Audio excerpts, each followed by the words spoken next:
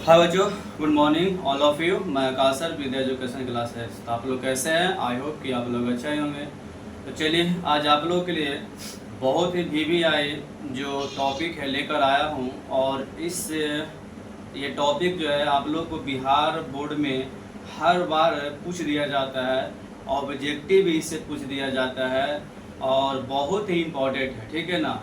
तो चलिए हम लोग आज देर नहीं करते हैं, हम लोग आते हैं प्रश्न की ओर और इसको हम बारीकी से समझेंगे, ठीक है ना, स्टेप बाय स्टेप समझेंगे, ठीक है। और आप लोग भी समझने की कोशिश करिएगा। तो आज का जो टॉपिक है वो है पाचन तंत्र, मनुष्य में पाचन तंत्र, ठीक है ना। जब हम लोग भोजन करते हैं, है ना, तो किस तरह से भोजन जो है उसमें जो अवयव होते हैं मौजूद वो कैसे कैसे टूटता है ये हम लोग जानेंगे। और उसको तोड़ता कौन है ये भी जानेंगे, ठीक है ना। तो आइए हम लोग आते हैं प्रश्न की ओर। तो प्रश्न या टॉपिक है, देखिए, पाचन तंत्र, ठीक है। आपका सब कुछ इसमें हम आज बहुत बारीकी से आप लोग इसमें लिख कर लाए हैं, है ना। बहुत बड़ा चैप्टर है लेकिन बहुत छोटा में हम करके लाए हैं आप लोग को, ठीक है ना। और बहुत स्टेप बाय स्टेप आप लोग को हम समझाने की कोशिश करेंगे।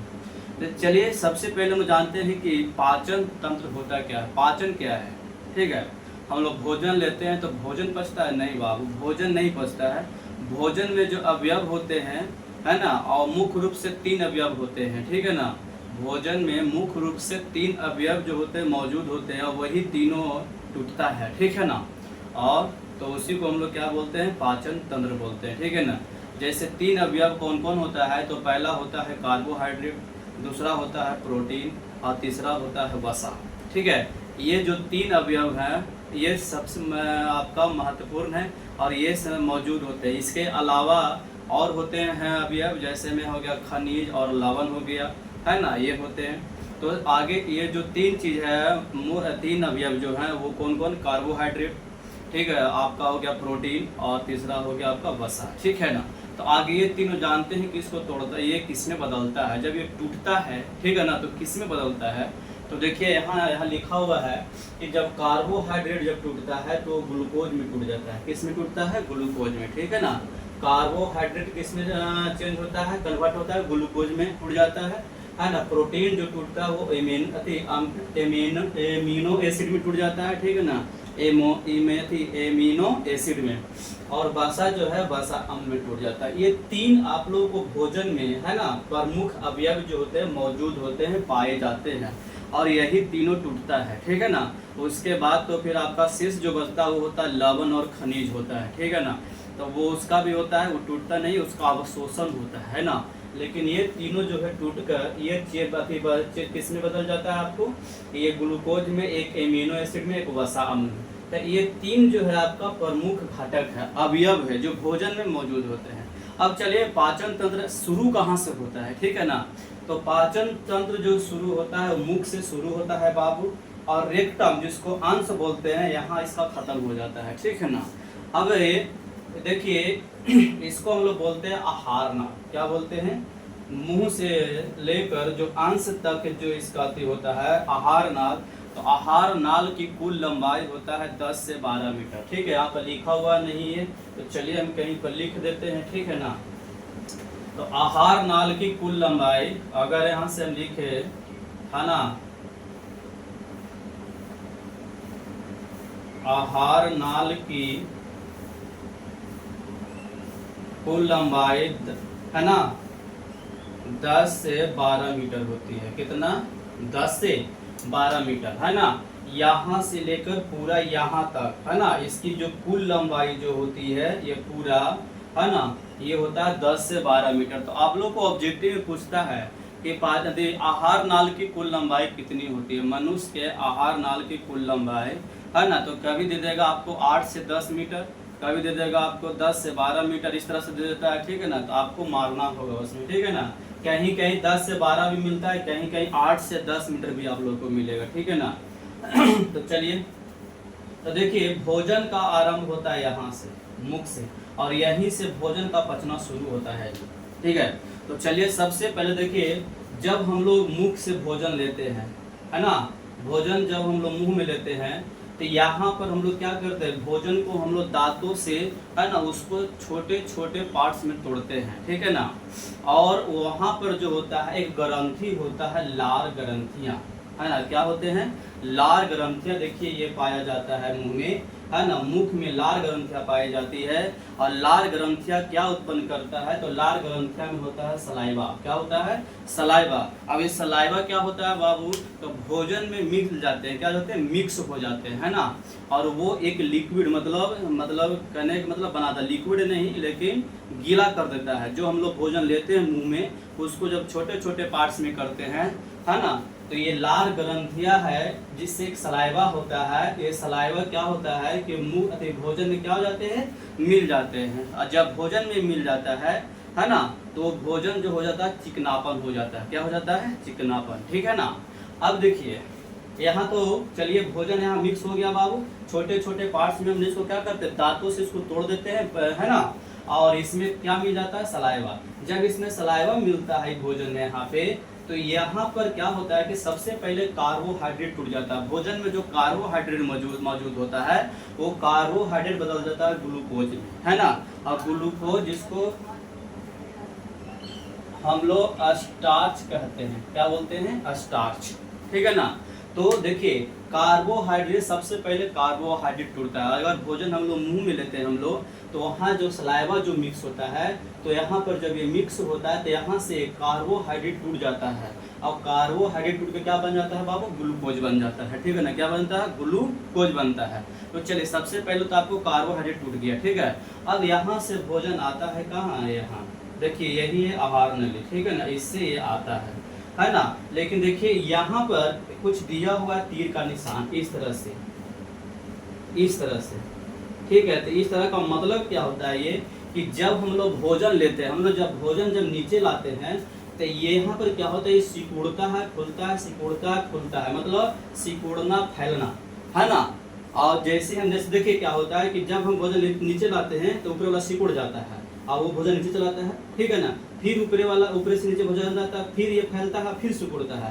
तो ये फैलना और सिकुड़ना, है ना, ये कहलाता है क्रमाकुंचन। क्या कहलाता है बाबू, क्रमाकुंचन, ठीक है ना। क्या कहलाता है, क्रमाकुंचन, ठीक है ना। अब देखिए यहाँ से भोजन तो नीचे आ रहा है, ठीक है ना, लेकिन इसके नीचे देखिए इस तरह का रहता है, जो हार्ड होता है, हार्ड आवरण होता है ना, आवरण, है ना। ये किस लिए होता है, जिसको लोग ट्राइकिया कहते हैं, किस लिए होता है, तो ये इसलिए होता है कि ये जो दोनों इधर जो क्रमाकुंचन और सिकुड़ना फैलना जो हो रहा है, ये कभी ऐसा तो ना, देखिए अगर अचानक से अगर कभी ये सिकुड़ रह जाए तो क्या हो सकता है, हम लोग को सांस लेने मतलब मौत हो सकता है, ठीक है ना। तो इसलिए क्या होता है कि इसको सिकुड़ने नहीं देता है, तो ये बीच में एक आवरण दे रहता है, किसके लिए, सुरक्षा के लिए दे रहता है, कि ये जो दोनों जो है ये आहार नल ये सटे नहीं, ठीक है ना।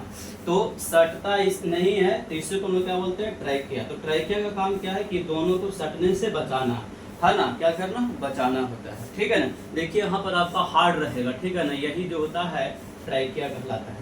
अब देखिए ये भोजन यहाँ से आया, देखिए बाबू यहाँ भोजन लिए मुंह में कौन क्या टूट गया, आपका कार्बोहाइड्रेट टूट गया, किस में, ग्लूकोज में टूट गया, ठीक है ना। यहाँ क्या मिला, लार ग्रंथियां, जैसे सलाइवा मिल गया, भोजन में क्या मिल गया, सलाइवा, ठीक है। और वो हो जाता है थोड़ा गीला हो जाता है, ठीक है ना, और वो चिकनापन हो जाता है, जिससे हम लोग को निगलने में आसानी होता है, ठीक है ना। अब ये आता है आमाशय, देखिए ये है जो बाबू आमाशय है, ठीक है ना, आमाशय। अब आइए यहाँ तक हम मेरा काम किया, यहाँ तक काम हो गया। अब आते हैं आमाशय, ठीक है। आमाशय देखिए सबसे पहले भोजन का पाचन कहाँ हुआ, मतलब भोजन में जो अवयव थे, तो पहला अवयव था कार्बोहाइड्रेट का पचना था। कार्बोहाइड्रेट आपका कहाँ पचा, ग्लूकोज, मतलब कार्बोहाइड्रेट किसमें पचेगा, हो गया, टूट गया, ग्लूकोज भी टूट गया, है ना। और इसको तोड़ने वाला कौन था, लार ग्रंथि मतलब सलाइवा, है ना, उसमें मिक्स होता है। जब मिक्स होता है तो कार्बोहाइड्रेट जो टूट जाता है, ग्लूकोज में टूट जाता है, ठीक है ना। अब देखिए यहाँ तक तो हो गया। अब भोजन कहाँ आ गया आपका, आमाशय में आ गया, ठीक है ना। कहाँ आ गया, आमाशय में। अब चलिए आमाशय में जठर रस होता है, ठीक है ना। कौन सा रस होता है, जठर रस। और जठर रस जो होते हैं तीन चीजों से बन के मिलकर बना होता है। पहला होता है HCl हाइड्रोक्लोरिकम, दूसरा होता है पेप्सिन, तीसरा होता है म्यूकस, ठीक है ना। ये तीन अस्थि से बन के, है ना, तीन चीज है जठर रस में। कौन कौन क्या क्या मिला हुआ रहता है आपका, HCl, पेप्सिन और म्यूकस, ये तीनों मिल के बनता है जठर रस, ठीक है ना। अब ये जठर रस जो होता है बाबू 3 चीज से मिला हुआ रहता है, HCl, पेप्सिन और म्यूकस, ठीक है ना। अब देखिए क्या होता है यहाँ पर, अब तीनों का काम अलग अलग है, ठीक है ना, तीनों का काम अलग अलग है। हम अभी देखिए कार्बोहाइड्रेट आपका टूट गया है ना, अब बचा प्रोटीन और वसा, तो प्रोटीन टूटेगा, है ना, क्या टूटेगा, प्रोटीन। तो देखिए HCl का काम क्या है, ठीक है ना, तो देखिए ये आपका पेप्सिन है, क्या है बाबू, इसमें आमाशय में 3 चीज आपको पाया जा रहा है, HCl, पेप्सिन और म्यूकस, ये तीनों का काम अलग अलग है, ठीक है ना। और ये तीनों जब एक साथ मिल जाता है तो उसको बोलते हैं जठर रस बोलते हैं, ठीक है ना। तो आपसे पूछेगा कि आमाशय में कौन सा रस पाया जाता है, तो जठर रस पाया जाता है, ठीक है ना। कौन सा अम्ल पाया जाता है, तो HCl पाया जाता है, ठीक है ना। तो चलिए पेप्सिन क्या करता है, ठीक है, पेप्सिन जो करता है भोजन में जो प्रोटीन होता है, क्या होता है बाबू, प्रोटीन, वो प्रोटीन को तोड़ देता है अमीनो एसिड में। किसमें तोड़ देता है, अमीनो एसिड में। लेकिन इसका एक नखड़ा है ना, इसका एक नखड़ा क्या है, ये बोलता है कि हम तभी हम प्रोटीन को अमीनो एसिड में हम बदलेंगे जब जो भोजन है वो अम्ल के रूप में हो। किस रूप में, अम्ल के रूप में।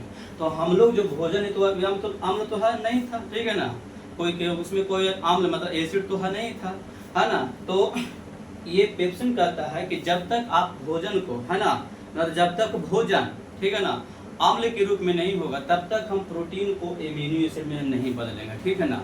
तो इसमें बताइए कि आमाशय में वो अम्ल भी होता है HCl, क्या होता है बाबू, HCl। आई HCl क्या करता है कि भोजन को अम्लीय बना देता है, क्या बना देता है, अम्लीय। अम्लीय मतलब खट्टा बना देता है, खट्टापन कर देता है, ठीक है ना, क्योंकि अम्ल जब भोजन में मिलेगा तो क्या हो जाएगा, खट्टा होगा। अब ये HCl जो है भोजन को क्या कर देता है, अम्ल बना देता है। और जब वो अम्लीय भोजन हो जाता है तब पेप्सिन क्या करता है कि जो भोजन में प्रोटीन होता है उस प्रोटीन को तोड़ देता है, किसमें, अमीनो एसिड में। किसमें, अमीनो एसिड में तोड़ देता है, ठीक है ना। तो यहाँ तक आप लोगों को समझ में आ गया होगा, है ना, कि आमाशय में जठर रस होता है, जठर रस में 3 हाइड्रोक्लोरिक, पेप्सिन और म्यूकस से मिल के बना होता है। हाथे देखिए भोजन को अम्लीय कौन बनाता है, HCl, है ना। पेप्सिन तब तक नहीं उसको प्रोटीन को मतलब अमीनो एसिड में बदलेगा जब तक कि भोजन अम्लीय ना हो। और अम्लीय कौन बनाता है, हाइड्रोक्लोरिक अम्ल बनाता है, ठीक है ना। अब तो फिर उसके बाद फिर पेप्सिन क्या करता है, प्रोटीन को अमीनो एसिड में बदल देता है। यहाँ तक आप लोगों को समझ में आ गया। अब देखिए यहाँ भोजन आपका प्रोटीन को तोड़ दिया अमीनो एसिड में, ठीक है ना, किसमें, अमीनो एसिड में। अब सुनिए आगे क्या है, ठीक है ना। अब देखिए ये दोनों को तो काम समझ गए, अब बच गया एक म्यूकस। तो म्यूकस को अभी रहने दीजिए, हम लास्ट में समझाएंगे, है ना, आगे समझाएंगे, अभी म्यूकस नहीं समझा रहे, ऐसे लिखा हुआ है, ठीक है ना। तो देखिए चलिए म्यूकस बताएंगे। तो म्यूकस का क्या है बाबू, आमाशय की दीवारों को HCl से रक्षा करता, मतलब हाइड्रोक्लोरिक। अब बताओ कि हाइड्रोक्लोरिक एसिड है बाबू, ये बहुत खतरनाक अम्ल है, ठीक है ना। क्योंकि HCl का pH मान जो होता है वो होता है 1.4 होता है, 1.4 होता है, ठीक है ना। अब सोचो कि कितना खट्टा है ये, ठीक है। और जब ये खट्टा है तो बताइए ये तो हमारे शरीर को नुकसान पहुंचाएगा, तो क्या आमाशय को नहीं पहुंचाता होगा, क्योंकि इसमें पाया जाता है, इसमें इसको भी नुकसान पहुंचा सकता है। लेकिन इसको नुकसान से मतलब बचाने के लिए ये म्यूकस जो होता है ये क्या करता है कि आमाशय के जो दीवार है, इस तरह से जो दीवार है ये वाला, है ना, ये दीवार को, है ना, मतलब ये इससे प्रभावित होने के लिए क्या करता है, रक्षा करता है। कौन, म्यूकस। तो म्यूकस का काम क्या है कि हाइड्रोक्लोरिक अम्ल से आमाशयों को बचाता है, ठीक है ना, ये म्यूकस का काम है। तो चलिए यहाँ तक हमको टूट गया। देखिए बाबू प्रोटीन को कौन तोड़ता है अमीनो एसिड में, तो पेप्सिन तोड़ता है। कौन तोड़ता है, पेप्सिन। तो याद रखना है ये भी आपका टूट गया, है ना, ये भी टूट गया आपका। अब बचा वसा। अब सुनिए अभी मेरा भोजन अम्लीय है, क्या है बाबू, अम्लीय। अब आइए तो अब इसके पहले देखिए, अब आमाशय के बाद देखिए यहाँ पर आता है अग्नाशय है, और उसके इधर जो है ये है अकृत, जिसको लीवर बोलते हैं। क्या बोलते हैं, लीवर। तो देखिए अग्नाशय में 2 चीज पाया जाता है, 2 चीज होता है अग्नाशय में भी 2 चीज पाया जाता है। एक पाया जाता है ट्रिप्सिन और एक पाया जाता है लाइपेज। ये 2 चीज पाया जाता है, ठीक है ना। क्या क्या, ट्रिप्सिन और लाइपेज। आपसे क्वेश्चन पूछेगा कि लाइपेज कहाँ मौजूद होता है, तो वो तो अग्नाशय में, या कहाँ पाया जाता है, तो कहाँ होगा आपका अग्नाशय में।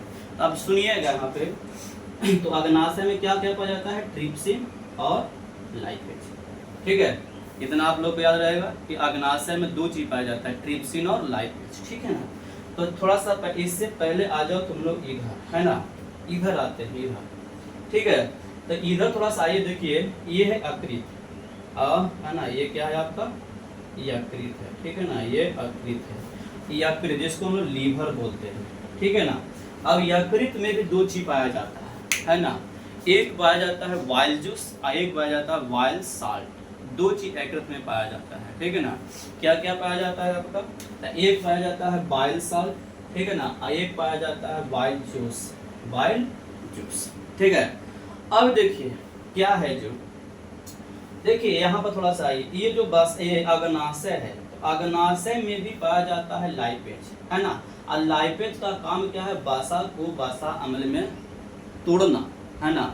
लेकिन लाइपेज क्या कहता है, ये जस्ट पेप्सिन की तरह है कि पेप्सिन क्या बोला था, कि पेप्सिन बोला कि जब तक भोजन को अम्लीय नहीं करिएगा तब तक हम भोजन को मतलब प्रोटीन को अमीनो एसिड में हम नहीं तोड़ सकते हैं। ठीक है ना, तो अम्ल कौन क्या था, HCl जो है भोजन को अम्लीय बना दिया था। ठीक है ना, और उसके बाद फिर पेप्सिन जो है प्रोटीन को किसमें बदल रहा था, अमीनो एसिड में बदला। ठीक है ना, तो उसी तरह से लाइपेज जो था, ये लाइपेज बोला कि जब तक भोजन को क्षारीय नहीं बनाइएगा, क्षारीय देखिए भोजन अभी तक अम्लीय है ना, तो फिर वो क्या बोलता है ये लाइपेज कि जब तक, है ना, भोजन को क्षारीय नहीं अगर होता है तब तक हम वसा को वसा अम्ल में नहीं बदलेंगे। ठीक है ना, तब कौन करता है, तो आइए इधर देखिए वाइल जूस जो है बाबू, ये वाइल जूस।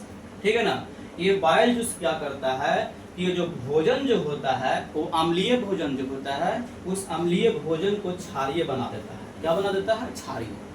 जैसी देखिए अम्लीय भोजन में वाइल जूस जैसे मिक्स होता है तो वो क्षारीय बन जाता है। क्या बन जाता है, क्षारीय। और जब वो क्षारीय में जब बन जाता है भोजन, तब फिर ये अग्नाशय में जो लाइपेज जो होता है मौजूद, ये लाइपेज क्या करता है कि जो भोजन में वसा है वो वसा को वसा अम्ल में बदल देता है। किसमें, वसा अम्ल में बदल देता है। ठीक है ना, अब सुनिए, अब एक बात यहाँ पे बचा ट्रिप्सिन। कौन बचा, ट्रिप्सिन। तो देखिए ये इसका भाई है, पेप्सिन जैसा ही ट्रिप्सिन लग रहा है, पेप्सिन जैसा ही क्या लग रहा है, ट्रिप्सिन, है ना। तो पेप्सिन पाया जाता है आपका अमाशय में और ट्रिप्सिन पाया जाता है अग्नाशय में। ठीक है, एकदम याद रखना है ना। आप इतना अगर आप लोग को याद रहेगा। और सुनिए ये आप लोग को आता है कि मतलब नामांकित चित्र बनाकर दर्शाने के लिए भी आता है। ठीक है, तो आपको इस तरह से दर्शाना होगा। ठीक है ना, तो देखिए पेप्सिन की तरह क्या लग रहा है बाबू, ट्रिप्सिन लग रहा है। ठीक है ना, तो ट्रिप्सिन का काम क्या है, तो देखिए पेप्सिन क्या कहता है, प्रोटीन को अमीनो एसिड में बदल दिया था।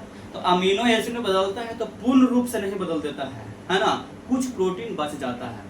तो वो क्या करता है, जो शेष जो प्रोटीन बचता है, वो शेष प्रोटीन को जो है ट्रिप्सिन जो है वो अमीनो एसिड में बदल देता है, शेष प्रोटीन को। ठीक है ना, मतलब जो पेप्सिन बदलता है प्रोटीन को अमीनो एसिड में, तो कुछ प्रोटीन बच जाता है भोजन में, तो उस भोजन में जो प्रोटीन शेष बचता है उसको ट्रिप्सिन जो है ना अमीनो एसिड में बदल देता है। ठीक है, तो ये ट्रिप्सिन का काम है। किसका, ट्रिप्सिन का काम। ठीक है, लाइपेज का काम क्या हो गया, वसा जो वसा हमने बदल दिया। तो बाबू ये तीनों चीज बदल गया आपका, है ना, तीनों जो अवयव था भोजन में जो मौजूद था वो तीनों टूट गया। अब सुनिए एक बार समझा रहे हैं यहाँ से, कार्बोहाइड्रेट जो बदला ग्लूकोज में, इसको तोड़ने का काम कौन सलाइवा लाल ग्रंथ किया, है ना। प्रोटीन बदला अमीनो एसिड में, कोई ये किसने तोड़ा, पेप्सिन ने तोड़ा और ट्रिप्सिन मिलकर तोड़ता है। ठीक है ना, शेष जो प्रोटीन होता है वो ट्रिप्सिन तोड़ता है। वसा जो है वसा अम्ल में कौन बदलता है, लाइपेज, है ना। लेकिन लाइपेज तब तक वसा को वसा अम्ल में नहीं बदलता है जब तक कि भोजन क्षारीय नहीं हो। ठीक है ना, तो क्षारीय कौन बदलता है, कौन करता है, तो बाइल जूस करता है। कौन करता है आपका, बाइल जूस। ठीक है, चलिए यहाँ तक आप लोगों को समझ में आ गया होगा। ठीक है, अब आइए यकृत में एक चीज और बनता है ना, यकृत में पीत रस का निर्माण होता है। याद रखना, पूछ देता है कि पीत रस का स्राव कहाँ होता है, तो यकृत में, है ना। तो यकृत में पीत रस का निर्माण होता है। और ये जमा कहाँ होता है बाबू, तो यही यकृत में एक जगह यहीं पर कुछ होता है ना, यहीं पर पाया जाता है पित्ताशय। क्या पाया जाता है, पित्ताशय। अब पित्ताशय क्या करता है, पित्ताशय में जो होता है पित्त रस का जमाव होता है।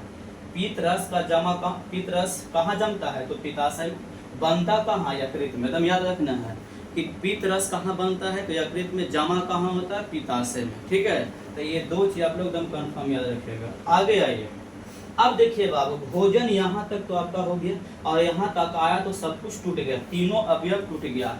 कार्बोहाइड्रेट भी टूट गया, प्रोटीन भी टूट गया और वसा भी टूट गया, तीनों टूट गया आपका, है ना। हम अभी बताएं कि भोजन में जो मुख्य रूप से 3 अवयव जो है वो मौजूद होते हैं, वो कार्बोहाइड्रेट, प्रोटीन और वसा, ये तीनों टूट गया आपका।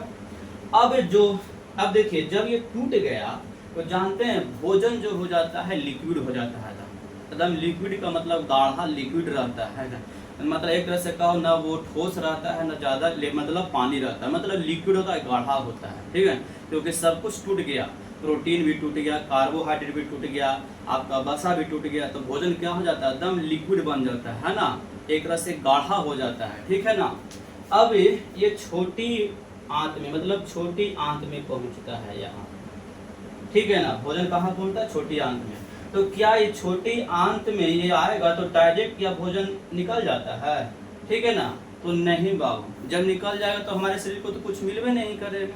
ठीक है, तो वो क्या होता है कि जब भोजन पूरा लिक्विड बन जाता है ना, छोटी आंत, देखिए छोटी आंत लिखा हुआ यहाँ है, तो ये जब पूरा एकदम पानी की तरह ना, उस एक तरह से कहिए कि ना वो सॉलिड होता है और न ही वो लिक्विड होता है, मतलब द्रव ज़्यादा होता है, मतलब पूरा द्रव नहीं होता है, ना ज़्यादा ठोस होता है ना, मतलब वो एक तरह से कहो गीला होता है और मतलब वो गाढ़ा होता है। ठीक है ना। अब क्या होता है, ये जब यहाँ भोजन आता है छोटी आंत में, तो छोटी आंत में एक है ना संरचना होता है, और संरचना कैसा होता है, तो देखिए जगह नहीं है, संरचना इस तरह का बना होता है और ऊपर से ऐसे बना होता है। ये छोटी आंत के अंदर की बात कर रहे हैं, छोटी आंत जो होता है इसके अंदर वाला का हम ये संरचना बता रहे हैं। ठीक है ना। अब क्या होता है इसमें कि बहुत सारे है ना नस इसमें रहता है, क्या रहता है, नस, है ना। और ये क्या करता है छोटी आंत कि जो भी आपका टूटा था, ग्लूकोज, वसा मतलब प्रोटीन टूटा था, वसा टूटा था, है ना, ये पूरा को यहाँ पर छोटी आंत में क्या कर लेता, अवशोषित कर लेता है। क्या कर लेता है, अवशोषित मतलब सोख लेता है। ठीक है ना, अवशोषित कर लेता है, और वो अवशोषित कर क्या करता है कि पूरे शरीर में, है ना, कोशिकाओं के द्वारा, नर्व सिस्टम के द्वारा पूरे शरीर में क्या हो जाता है, पहुंचा देता है। ठीक है ना।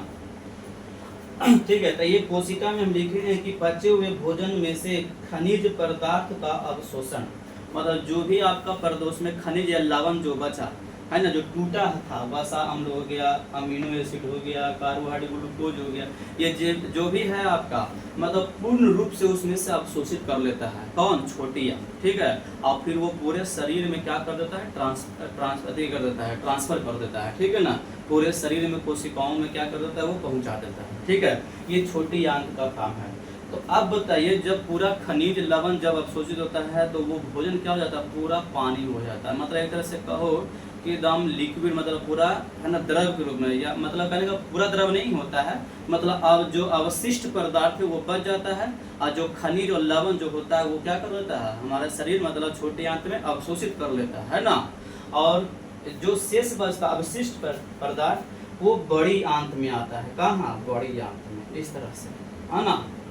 अब बड़ी आंत क्या करता है, तो बड़ी आंत का काम क्या है कि जो अवशिष्ट जो भोजन बचता है, अवशिष्ट पदार्थ जो बचता है उसमें, है ना, उसमें से क्या करता है कि 90% जल को अवशोषित कर लेता है ना। बड़ी आंत 90% जल को क्या कर लेता है, अवशोषित कर लेता है। ठीक है ना।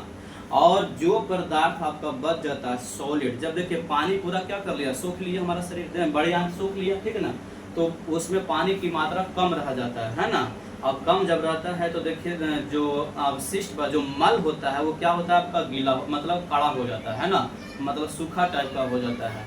ठीक है, तो वो जो हो जाता है तो पानी, मतलब आपका क्या, बड़ी आंत जो है 90% जल को क्या कर लेता है, अवशोषित कर लेता है, और बाकी फिर जो बचता है वो अंश, मतलब रेक्टेट के द्वारा वो क्या हो जाता है, आपका बाहर निकल जाता है ना। कहाँ निकल जाता है, बाहर। तो ये था आपका, है ना, पाचन तंत्र। पाचन तंत्र की क्रिया, ठीक है ना। अब इसमें एक और अंग पाया जाता है यहाँ, ये जो अंग दिखाए हैं यहाँ पे, इसको बोलते हैं अपेंडिक्स। हमारे शरीर में अपेंडिक्स होता है और ये एक अवशेषी अंग है। क्या है? अवशेषी अंग है। इसका कोई कार्य नहीं होता है ना, लेकिन ये हमारे शरीर में है ना मौजूद होता है और ये हमारे शरीर के लिए खतरा भी होता है। क्या होता है कि देखते हैं कभी कभी अपेंडिक्स क्या होता है कि फट जाता है, या फिर फटने से क्या होता है या बड़ा हो जाने से क्या होता है कि हमारे है ना पेट में दर्द उत्पन्न हो जाता है और जिससे हमारे शरीर को नुकसान पहुंचता है, ठीक है ना।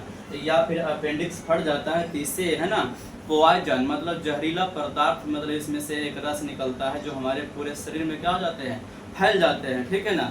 तो इस तरह से इसीलिए इसको कहा जाता है अपेंडिक्स को बोला जाता है अवशेषी अंग, जिसका कोई कार्य नहीं होता हमारे शरीर में, ठीक है ना। तो चलिए यही था आप लोग को पाचन तंत्र, ठीक है ना। तो याद रखना है बाबू कि किस तरह से पाचन तंत्र होता है। सबसे पहले मुख से शुरू होता है अंश तक, ठीक है ना। अंश आपका रेक्टम में खत्म हो जाता है, बाहर निकल जाता है। इसी के बीच जो भी होता है हमारे भोजन में तीन चीज, कार्बोहाइड्रेट, प्रोटीन और वसा, ये तीनों टूटता है, ठीक है ना। और प्लस में खनिज या लवण पदार्थ का अवशोषण होता है और अवशिष्ट पदार्थ फिर क्या होता है मल के रास्ते से बाहर रेक्टम के द्वारा क्या हो जाता है, बाहर निकल जाता है, ठीक है ना। तो याद रखना, ये भी याद रखना कि आहार नाल की कुल लंबाई 10 से 12 मीटर होता है। कभी कभी आपको दे देगा 8 से 10 मीटर दे देगा, अरे बाबू, ठीक है ना, 8 से 10 मीटर, लेकिन यहाँ पर 10 से 12 मीटर होता है, ठीक है ना। कहीं कहीं आपको 8 से 10 मीटर भी मिलेगा। तो ये था आपका, ठीक है ना। मुख से आप लोग का क्या होता है, पाचन का प्रारंभ कहाँ से होता है? पाचन का प्रारंभ कहाँ से होता है? मुख से। कहाँ से होता है? आपका मुख से होता है, ठीक है ना। तो ये आपका था पाचन तंत्र। तो अगर ये वीडियो आप लोग को अच्छा लगा तो इसको है ना सब्सक्राइब करिए, लाइक करिए एंड शेयर करिए। और इस तरह से आप लोग के बीच हम वीडियो आप लोग के बीच लाते रहेंगे। और एक ज़रूरी बात कि आप लोग को अगर कोई ऐसा टॉपिक नहीं समझ में आ रहा हो तो आप लोग कमेंट में ज़रूर लिखिए कि सर हमको एक वीडियो आप बना के दीजिए इसका, है ना, ताकि हम आप लोग के बीच हम वीडियो वो दे सके, ठीक है ना। तो चलिए आज यही हम समाप्त करते हैं। तो धन्यवाद।